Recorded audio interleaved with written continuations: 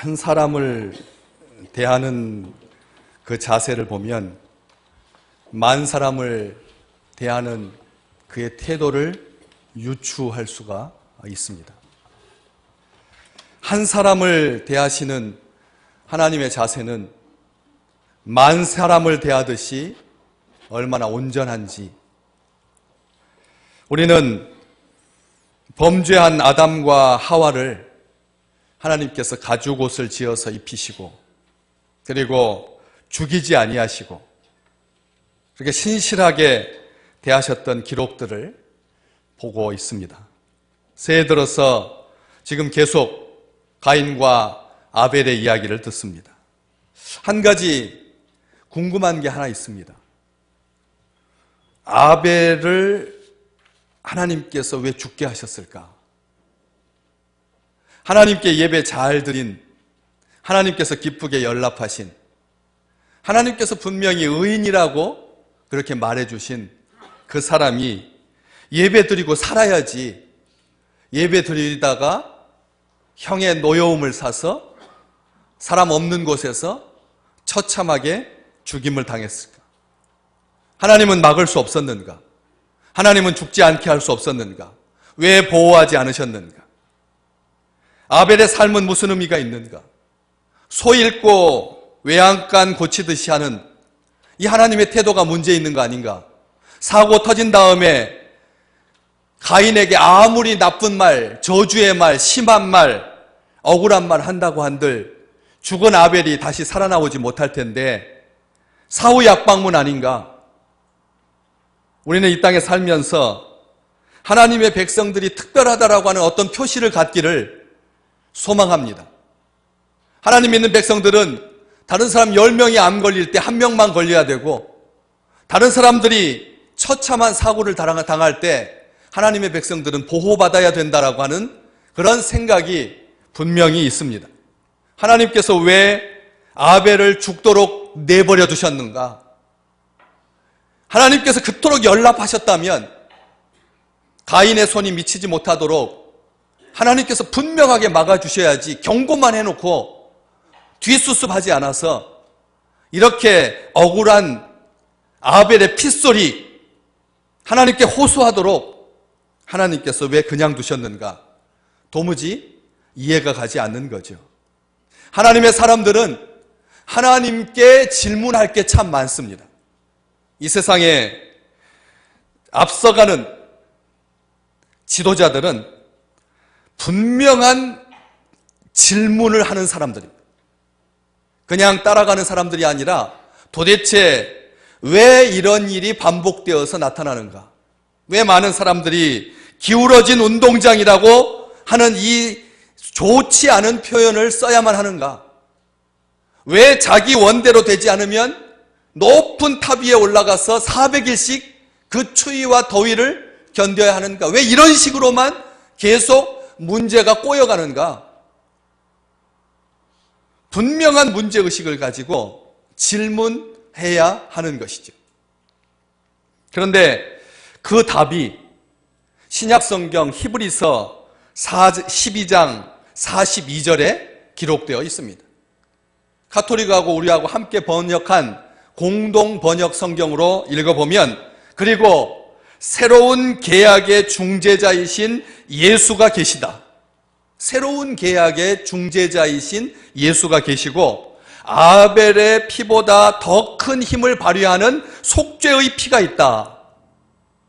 여기에서 놀라운 하나님의 비밀을 보게 됩니다. 아벨의 피보다 더 큰 힘을 발휘하는 속죄의 피. 다시 말하면 아벨의 피는 속죄의 피였다는 겁니다. 그런데 아벨의 피가 얼마나 고귀하면 예수님의 피하고 비교가 될 만큼 히브리서 기자는 아벨의 피가 저주받은 피, 억울한 피, 하나님을 향해서 하나님 어떻게 예배드리고 형한테 죽임을 당할 수 있습니까? 원수를 갚아주십시오 하는 탄원의 한 맺힌 절규가 단식이 아니라는 것입니다. 예수님의 속죄의 피하고 비교될 만한 아벨의 피보다 더 큰 힘을 발휘하는, 아벨의 피도 힘을 발휘하는, 큰 힘을 발휘하는 속죄의 피였는데, 예수님의 피가, 그 아벨의 피가 예수님의 피를 예표했다, 미리서 예언하고 있다, 미리서 보여주고 있다라는 말씀입니다. 우리가 생각하는 것처럼 한 맺힌, 땅에서 죽임을 당하여서 그렇게 억울하게 쳐 죽임을 당한 형제지간에 결코 사용되어서는 안 될 그런 억울한 탄원이 아니라, 실상은 주여 제가 죽임을 당했으니 제 형은 용서해 주십시오 라고 하는 탄원, 신원의 호소였다는 말씀입니다. 우리가 생각하길 때 이 형을 용서해 달라고 하는 핏소리는 나중에 우리 주님께서 십자가 위에서 저들의 죄를 용서해 주십시오, 저들이 알지 못해서 그렇습니다 라고 했던 그 기도를 통해서 확인할 수가 있습니다. 뿐만 아니라 초기 교회 스데반 집사는 하나님의 말씀을 전하다가 예수 그리스도를 증거하다가 동족들의 손에 의해서 돌에 맞아 죽어갔습니다. 그러면서 그가 울부짖었죠. 하나님, 저들의 죄를 용서하여 주시옵소서. 저들이 알지 못해서 그렇습니다. 히브리서 11장 4절에는 그가 죽었지만, 아벨이 죽었지만 그 믿음으로써 지금도 말하느니라. 지금 현재 아벨이 죽어서 이 땅에서는 없지만 지금도 살아서 그 믿음으로써 말하고 있다고. 아벨의 피는 헛되지 않았다고. 육신은 비록 죽었지만 그 영혼을 하나님께서 살리셔서 모든 믿음의 사람들에게 형제를 사랑한다라고 하는 것은 이런 거다. 예배를 잘 드리고도 죽는 것에 대해서 원한 섞여서 사무쳐서 나쁘게 말하지 아니하고 비굴하게 말하지 아니하고 믿음의 사람들이라고 하는 것은 이렇게 사는 것이다 라고 하는 것을 보여주고 있다는 말씀입니다. 그 이해할 수 없는 죽음 앞에 하나님께서 굉장히 먼저 1차적인 반응은 화를 내셨습니다. 땅이 그 입을 벌려 내 손에서부터 내 아우의 피를 받았은즉 내가 땅에서 저주를 받으리니 내가 밭을 갈아도 땅이 다시는 그 효력을 내게 주지 아니할 것이요 너는 땅에서 피하며 유리하는 자가 되리라. 하나님께서 아주 엄중하게 문책하고 계십니다. 죄를 신문하고 계십니다. 하나님께서 판단하고 계십니다. 땅에서 저주를 받을 거다. 땅이 너에게는 효력을 주지 않을 거다. 땅을 근거로 살던 사람인데, 동생은 짐승을 근거로 살았다면 가인은 농사짓는 땅의 소출을 가지고 먹고 사는 사람이었는데 땅이 그 효력을 너에게 주지 아니할 거다. 너는 땅에서 피하며 유리하는 자가 되리라. 살인 중에 가장 무서운 친족살인을 범한 자에게 일벌 100개에서 타산지석을 삼게 하실 만큼 엄중한 그런 저주이고 심판인 것 같지만 실은 말만 저주입니다. 왜냐하면 신체적인 구속이나 경제적 박탈이나 손실이 전혀 없기 때문에 그렇습니다. 동생을 죽인 자는 이 땅에서 30년 동안 무기징역에 처한다. 30년 동안 징역형에 처한다. 너의 1년 소득의 3분의 1을 빼앗길 거다 라고 하는 어떤 경제적인 분명한 조치가 있는 것이 아닙니다. 가인에게 직접적으로 행해진 형벌은 하나도 없습니다. 처벌이 아닌 처벌, 용서할 가치도 없는 자에게 말도 안 되는 솜방망이 처벌. 그러니까 사람들이 하나님 앞에 죄 짓는 것이 그렇게 밥 먹듯 하는 것 아닌가. 하나님은 가인을 저주하지 않았습니다. 죄에 대해서 이룰 데 없이 엄중함을 분명히 하셨지만 범죄하면 땅이 작정하고 공격하고 증오심을 갖고 독을 쏟아내서 죄가 사람들을 망치게 한다라고 하는 그런 경고인 것처럼 보이지만, 죄의 파괴력을 여실히 보여주고 있지만, 아담은 평생에 땀 흘려 수고해야 먹을 수 있었는데 죄가 가중되면서 급기야 아무리 땀을 흘려도 효력, 열매, 결실이 없는 헛수고뿐이다. 죄를 지은 모든 사람에게 해당되는 말이지 가인에게만 해당되는 저주와 심판이 아니다라고 하는 것입니다. 하나님은 아담과 하와에게도 분명히 동산에 있는 모든 것은 네가 임의로 마음대로 먹어도 된다. 그러나 창조주와 피조물 간에 분명하게 넘지 않아야 할 선이 있다. 동산 가운데 있는 나무의 열매는 먹지 마라. 먹는 날 너는 정령 죽게 될 거다. 분명히 말씀하셨습니다. 그런데 아담과 하와가 먹고도 죽지 않았습니다. 오히려 더 눈이 밝아졌어. 자기들이 옷을 벗은 줄 알고 부끄러워하여 나무 사이에 숨었습니다. 하나님은 죄를 지으면 정령 죽으리라 하셨습니다. 그런데 실제로는 그렇지 않으셨다는 것입니다. 가인에게도 네가 선을 행하지 아니하면 낯을 들 수가 없다. 선을 행하지 아니하면 죄가 문 앞에 엎드려져 있다. 죄가 너를 원할지라도 너는 죄를 이겨야 한다. 죄를 다스려라 말씀하시고 사건이 발생한 다음에 가인에게 땅에서 요리하는 자가 될 거다. 땅에서 피하는 자가 될 거다 정도로 말씀하고 그치셨다라고 하는 것이죠. 이 일은 사실 사탄에게 좋은 빌미거리를 제공할 수밖에 없는 그런 사건입니다. 사무엘 하 12장에 보면 다윗이 우리아의 아내 밧세바와 간음을 행하고 그리고 급기야 자기 마음대로 죄가 숨겨지지 않자 우리아를 치열한 전쟁 앞에 내세워서 그렇게 죽게 만든 그 사건 앞에 하나님은 나단 선지자를 보내셔서 이렇게 말씀하셨습니다. 이로 말미암아 여호와의 원수가 크게 비방할 거리를 얻게 하였도다.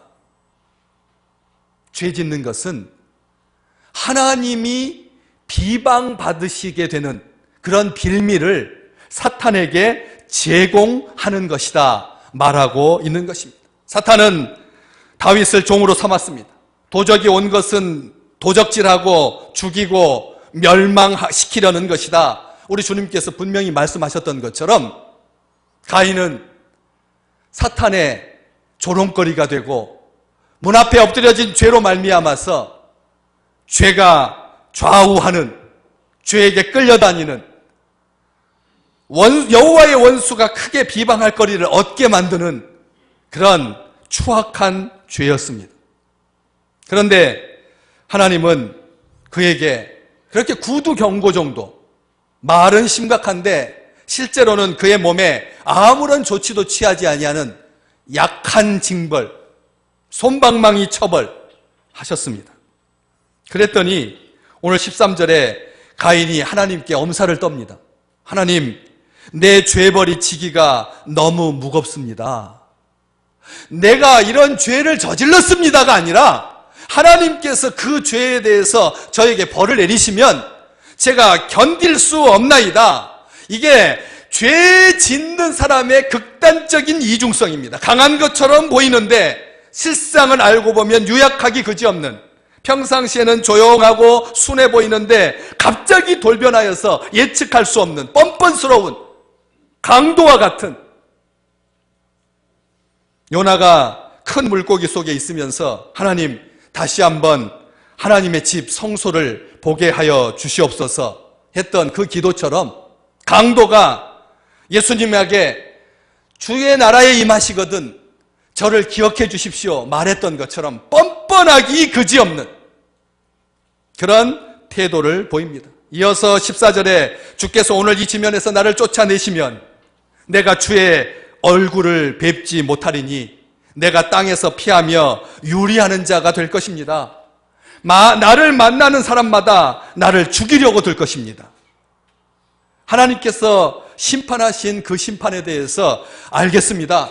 제가 잘못했으니 그 하나님의 심판을 달게 받겠습니다. 용서해 주십시오 하는 것이 아니라 사람들은 하나님께 벌 받으면서도 자기 생각한다라고 하는 것이죠. 자기 연민에 빠져 있고 피해 의식에 빠져 있고 예민한 자격지심으로 살고 거칠게 공격성을 보이고 자기를 학대하고,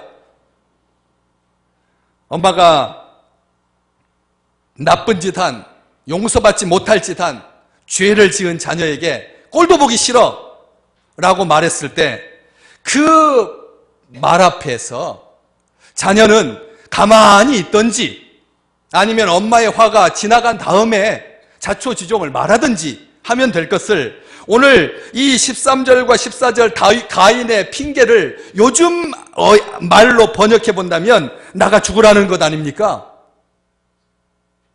꼴도 보기 싫다라고 하는, 그러니까 나가라는 말 아닙니까? 당장 나가죠 뭐 라고 하는 말과 같은 말이라는 것입니다.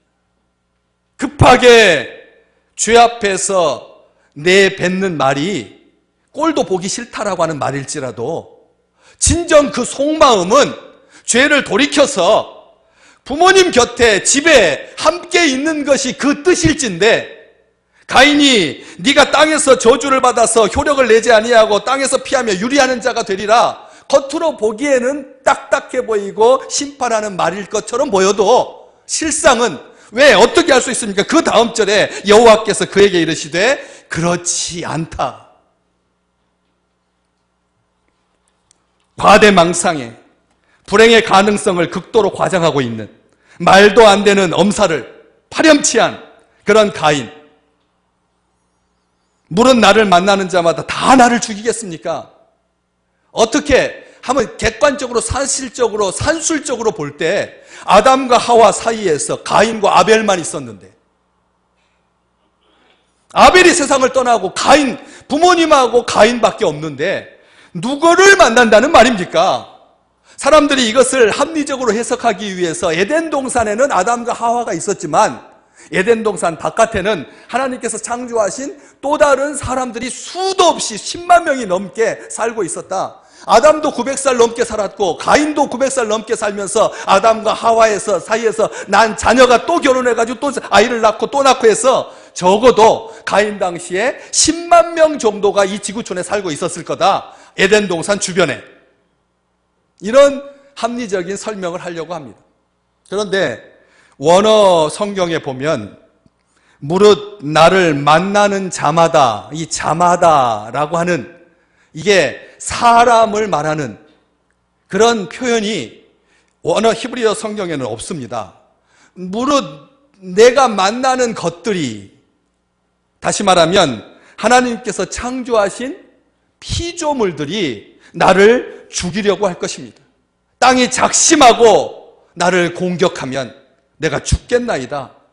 이런 표현입니다. 그런데 이것을 합리적으로 설명하기 위해서 만나는 자마다 그랬는데, 만나는 것마다 라고 하는 것이 원래는 맞는 표현입니다. 그런데 사람도 하나님께서 창조하신 피조물 중에 하나인 것이죠. 그렇기 때문에 사람이든지 짐승이든지 자연이든지 하나님 앞에 죄 지으면 피할 곳이 없다라고 하는 그런 말씀인데, 사실 이런 식으로 가인이 하나님 앞에 항의할 그런 계제가 못 되죠. 이렇게 하나님 앞에 엄살을 떨면 이 말씀을 듣는 모든 믿음의 사람들은 이런 식으로 반응할 것입니다. 지금 네가 네 목숨 걱정할 때냐? 네가 지금 네 목숨 걱정할 때냐? 동생을 쳐 죽여놓고 하나님께서 화가 나셔서 말씀하셨을 뿐일 텐데, 실제로 네가 고통당하는 거 하나도 없고 아직 맞닥뜨리는 것 하나도 없는데 미리서 사전에 그렇게 엄살 부리고 닥칠 것을 두려워해서는 이게 말이나 되느냐? 이 양심에 화인받은 자야! 이렇게 반응하는 것이 옳습니다. 그게 맞습니다. 그런데 하나님은 그렇게 말씀하시지 않습니다. 오늘 설교 제목입니다. 그렇지 않다. 가인을 죽이는 자는 벌을 7배나 받으리라 하시고 가인에게 표를 주사 그를 만나는 모든 사람에게서 죽임을 면하게 하시니라. 하나님께서 가인을 불쌍히 여기셨습니다. 긍휼을 베푸셨습니다. 생명을 지켜주셨습니다. 보호하셨습니다. 성경에서 7이라고 하는 숫자는 완전한 숫자이지요. 때문에 하나님께서 가인을 죽이는 자에게 벌을 7배나 내리시겠다라고 하는 말은 완전하게 응징하시겠다는 뜻입니다. 가인을 향해서 함부로 하는 사람은 하나님께서 친히 응징하시겠다. 어찌 이리도 사악한 죄인을 하나님께서 두둔할 수 있다는 말입니까? 참으로 이해하기 어려운, 두둔하고 감싸기보다는 응징해야 할 순간인데, 장차 모든 사람들에게 적용될 법인데, 형제를 살해한 자가 이 땅에서 엄살 떤다고 해서 하나님께서 그렇게 감싸고 도시면 이 세상에 있는 사람들이 누가 하나님을 두려워하겠습니까? 죄를 대하시는 하나님의 태도가 처음부터 이렇게 미숙하다면 누가 과연 선하게 살려고 하겠습니까? 하나님의 이름이 멸시당하지 않겠습니까? 하나님의 이름이 무시당하지 않겠습니까? 이런 마음이 사도 바울에게도 있었습니다. 그래서 로마서 2장 4절에 혹 네가 하나님의 인자하심이 너를 인도하여서 회개하게 하심을 알지 못하여 그의 인자하심과 용납하심과 길이 참으심이 풍성하다라고 하는 것을 멸시하느냐? 로마 교회에다가 사도 바울이 경고한 바가 있습니다. 하나님께서 하도 잘 참으시니까, 하나님께서 길이 용납하시니까, 하나님께서 길이 참으시니까 하나님의 그 인자하심이 풍성하기 때문에 하나님을 멸시하지 않느냐? 바울이 경고하듯이 가인의 후예들이 온 세상을 휩쓸고 다니면서 폭력과 광기 어린 질주를 일삼고 있는데 하나님께서 일벌백계 하셔서 타산지석 삼으셔야 되는데 수족을 자르든지 나가서 맞아 죽든지 하나님께서 분명하게 조치를 취했으면 이 땅의 가인의 후예들이 저렇게 오만방자하게 하나님을 멸시하고 하나님을 만홀히 여기지 않을 텐데 생명을 보장하는 표라니 이게 말이나 되는가? 왜 하나님은 그에게 이토록 호의를 베푸시는 건가? 한 사람 대하는 거 보면 장차 가인의 후예를 대하실 때도 똑같이 살려주실 텐데 그러면 예수 믿을 필요가 뭐가 있느냐? 하나님 바깥에서도 하나님께 보호하심을 받는다면, 두둔하심을 받는다면 굳이 예수 믿어서 선하게 살 필요가 뭐가 있나? 아벨을 죽인, 아니 동생을 죽인 살인자라고 하는 사실을 하나님께서 잊으셨단 말인가? 단기 기억 상실증인가? 피조물의 반역을 예측하지 못하신 것을 감추려고 계속 퍼주시는 건가? 자신의 실패를 애써 지우시려고 하는 건가? 도대체가 몇 세대나 지났다고? 아담 세대인데, 그 초기 시대인데, 처음 시대인데 다 선하다라고 해놓고 그 선한 세상에서 이런 살인사건이 발생해가지고 이것을 덮으려고 하나님께서 다 용납해 주시는 그런 사건 아닌가? 하나님의 조치는 과연 선한 것인가? 이러한 하나님의 조치에 대해서 은혜라고 하는 단어를 써도 되는가? 하나님은 의로우신가? 하나님은 공정하신가? 하나님이 창조하신 세상은 과연 선한가? 묻지 않을 수가 없다는 것입니다.